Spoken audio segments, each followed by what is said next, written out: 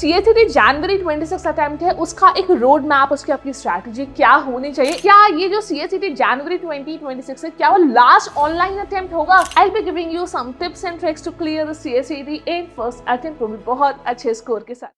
Hello and welcome everyone, कैसे हैं आप सभी लोग? कैसी चल रही है यार आप लोग की तैयारी? आज का हमारा सेशन है ऑन सीएसईटी जनवरी 2026। आप सभी लोग को मालूम होगा कि ये जो सीएसईटी जनवरी है यार, ये हमारा, अगर हम बात करें रिमोट प्रॉक्टर्ड मोड का, तो ये लास्ट अटेम्प्ट है उसका। इसके बाद क्या होगा, कैसे होगा, जनवरी वाला अटेम्प्ट पे बहुत जरा आपको फोकस करना है, क्यों करना है, ये सारी बातें आज हम करेंगे। एंड उसके आगे कैसे होना है वो भी बताएंगे। प्लस जो यार ये सीएसईटी जनवरी 26 अटेम्प्ट है, उसका एक रोड मैप, उसकी अपनी स्ट्रैटेजी क्या होनी चाहिए, इन सारी चीजों के बारे में आज हम अपने सेशन में बात करेंगे। तो चलिए बिना सेशन में देरी करते हुए जल्दी से फटाफट से शुरू करते हैं।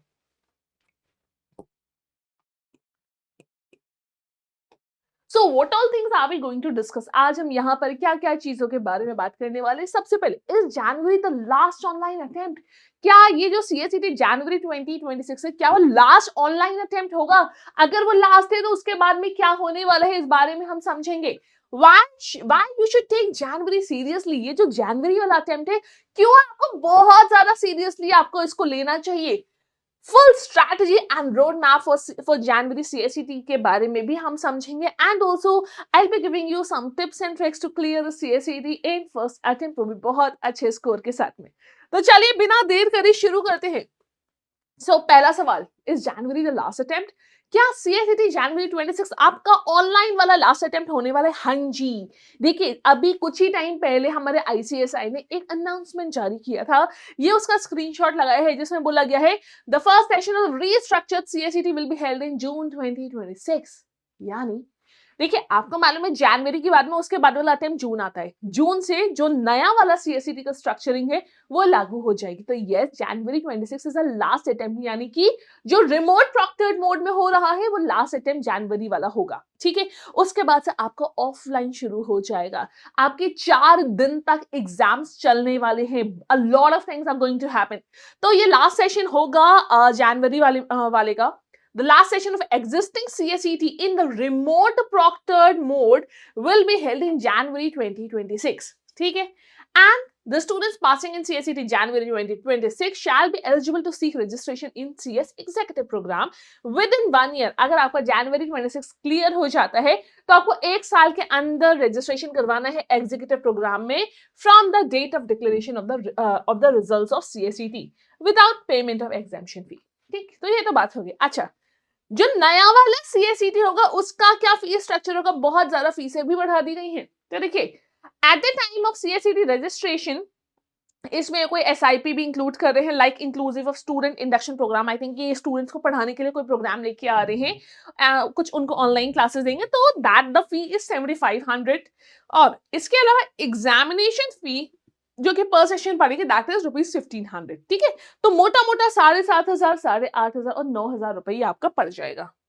अच्छा, अब ये तो तय हो गया कि जो जनवरी अटेम्प्ट है वो रिमोट प्रॉक्टर्ड यानी ऑनलाइन वाला लास्ट अटेम्प्ट है। Now coming to why you should take January attempt so seriously. क्यों बहुत ध्यान से आपको जनवरी को जरूर ध्यान में रखना है, जनवरी अच्छे से आपको पढ़ना है।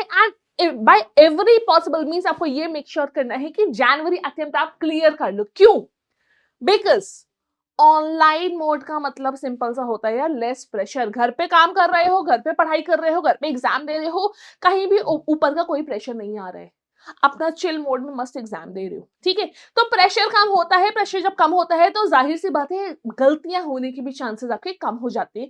तो अगर आप जनवरी अटेम्प्ट दे रहे हो तो you have to make sure कि यार कैसे भी ये जनवरी अटेम्प्ट आपका अच्छे से क्लियर हो जाए। ठीक है, एग्जाम इंटरफेस क्योंकि इतने समय से हो रहा है ये रिमोट प्रॉक्टर्ड मोड में, तो एग्जाम इंटरफेस आप बहुत ज्यादा फेमिलियर है, बहुत सारे लोग के आपने ऑलरेडी वीडियोस देखी हैं, आपने खुद भी आपने चीजों को देखा है। तो आप मोर और लेस आप उस एग्जाम के इंटरफेस से, कैसे एग्जाम होता है आपको पहले से पता है, किस तरीके के क्वेश्चन आते हैं, कितने कितने कौन से सेक्शन से कितना कितना क्वेश्चन आता है, आपको सारी चीजों के बारे में पता है। So yes, exam interface is familiar and अभी तक पैटर्न स्टेबल है। बहुत समय से चला आ रहा है, आपको मालूम है क्या चीज़ कितना कैसे होता है, कितने किस सेक्शन से कौन से क्वेश्चंस पूछे जाते हैं, कितने मार्क्स का ओवरऑल क्वेश्चन पेपर होता है, तो अभी तक का पैटर्न स्टेबल है, यू हैव एन आइडिया। नया टर्म में जाओगे, आपको पहले बार में कोई आइडिया नहीं होगा, तो इट्स बेटर कि आप पहले ही सीएसईटी जनवरी अटेम्प्ट में क्लियर कर लो। ये बात तो हो गई क्लियर, ठीक है। अच्छा, अब अगर हम बात करें मैम क्लियर तो करना है, बट कैसे करना है, ये भी तो बताइए जरा। क्लियर तो हम कर लेंगे, कैसे करेंगे, what is going to be that strategy, वो रोड मैप हमारा क्या होना चाहिए, आइए बताते हैं। देखिए, what is going to be that full strategy, आपको पहले चीज वेटेज पता होना चाहिए।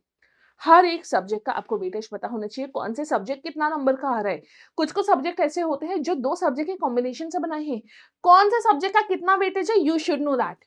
अच्छा, उसके अलावा 30 day road map I am now going to tell you, इसके अकॉर्डिंग अगर आप करेंगे तो आपका सीएसईटी अच्छे से क्लियर हो जाएगा। अच्छा, यहाँ पे जो नवंबर हुआ और जो जनवरी हुआ, दोनों के बीच में 1 महीना आता है। सो यहाँ पे ध्यान देने की बात क्या है कि यार आपको वो पूरा syllabus with in a month आपको क्लियर करना होता है, आपको पढ़ना होता है। दैट इज व्हाई यहाँ पे आपके पास बिल्कुल भी स्कोप नहीं होता है कि आप समय को थोड़ा सा भी वेस्ट कर सके। फर्स्ट 3 वीक्स क्या करना है, इट्स अ फाउंडेशन वीक। अपना कोर्स को अच्छे से स्टार्टिंग के 3 हफ्तों में अपने कोर्स को अच्छे से क्लियर कर लीजिए। ठीक है, मतलब 21-22 दिनों में अपने कोर्स को अच्छे से पढ़ लो, कंसेप्ट क्लैरिटी कर लो, along with a light practice. Practice के साथ में आपने कर लिया पूरा विद इन 21-22 डेज। ठीक है, मतलब first 3 weeks you have to cover all the basics and you have to practise as well. अच्छा, ध्यान क्या रखना है, रेगुलरली करंट अफेयर्स रेगुलरली आपको करना है, 15 मिनट के लिए रोज। आपको भूलना नहीं है, लास्ट से याद करोगे कुछ भी नहीं याद होगा। ठीक है, then on the 4th week आपको मॉक टेस्ट शुरू कर देने हैं। ऑन द 4th वीक आपको 4th वीक में मॉक टेस्ट शुरू कर, इन द 4th वीक आपको मॉक टेस्ट शुरू कर देने हैं। आपको सब्जेक्ट वाइज भी प्रैक्टिस करना है, आपको overall full length mock test भी प्रैक्टिस करना है, सो दैट आपको अपने ना वीक एरियाज आप आइडेंटिफाई कर पाओ, कहाँ पर आप गड़बड़ी करते हो, कहाँ पे आपको दोबारा से एक रिविजन की जरूरत है, साथ साथ आप रिविजन भी करते जाओ। Identify the weak areas and आप एक फॉर्मूला शीट भी बनाकर रखो, एक छोटे छोटे कह सकते हैं रिवीजन शीट्स बना के रखो, फॉर्मूला शीट्स बना के रखो, सो दैट एग्जाम के 2-3 दिन पहले से आप सिर्फ वही ही रिवाइज करो, बाकी पूरा पूरा मत रिवाइज करो ना। तो ये ऐसे ऐसे करना है। No just few tips and tricks बहुत ही इजी सी। Don't leave any question, exam में कोई नेगेटिव मार्किंग नहीं है, do not leave any question. नए पैटर्न में कैसे होगा अभी नहीं पता हमको। करंट अफेयर्स रेगुलरली रिवाइज करना है, एग्जाम के 48 आवर्स पहले सिर्फ लाइट सा रिवीजन करना है। That is what I said कि शीट से रिवीजन करो। ठीक है, जो आपका समरी शीट से, जो आपने फॉर्मूला शीट्स बनाई हुई है, उनसे रिवीजन करो। एंड एग्जाम डे के ऊपर बहुत ही काम रखना है, बहुत ही शांत रहना है, बहुत ही पेशेंस के साथ में एग्जाम को डील करना है। ये नहीं कि यार ये क्वेश्चन नहीं हो रहा, वो क्वेश्चन नहीं नहीं हो रहा तो बहुत पैनिक करो, ऐसा कुछ भी नहीं करना है। And that's it. तो these were just some tips and tricks कि आप पहली चीज जनवरी अटेम्प्ट आपके लिए क्यों बहुत इंपॉर्टेंट है, क्यों करना है, एंड सेकेंडली आपको कैसे इस एग्जाम को क्लियर करना है। ठीक है, आई होप ये जो वीडियो है that is going to be of help to you, आपके लिए बहुत ज्यादा हेल्पफुल होने वाला है। तो जैसा भी जो भी आपको फील हो, या अगर आपको कोई भी और भी टॉपिक ऊपर वीडियो चाहिए हो, तो please let us know in the comment section. Thank you so much.